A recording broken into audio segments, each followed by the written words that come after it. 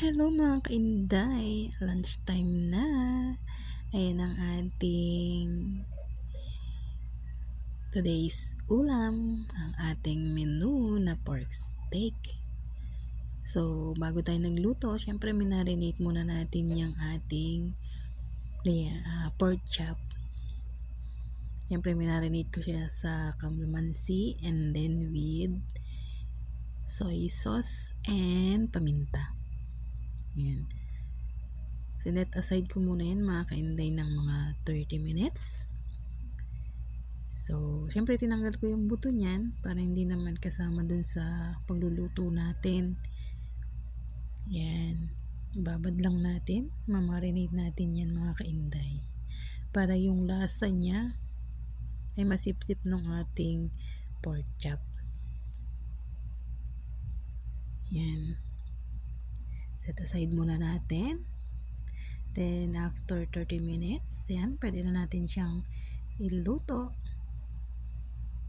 Yan. Pa-fried muna natin yung magkabila ng ating pork chop mga kainday. And then, pag medyo mapula na yung kabitang side, yung kabila naman. Yan. Siyempre, mekos-mekos din tayo dyan.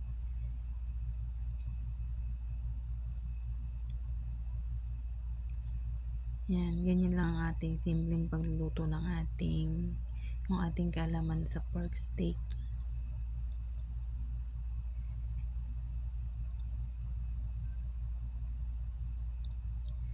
Yan, pwede na natin yung bilingin para yung kabilang side naman yung maluluto. Yan, syempre mekos. Yan ang ating recipe for today's video. Charot! Yan. Hintayin lang natin ng mga konting minutes, para pumula yung kabila. And then, pwede na to. Ilagay na natin yung pinag-marinate natin na soy sauce kanina. Yan. Then, pakukuluan na natin yan hanggang sa lumambot yung ating pork chop. Yan. Mekos ulit. Ayan, mga ganyan ay okay na. Pwede na, malambot na yung ating pork.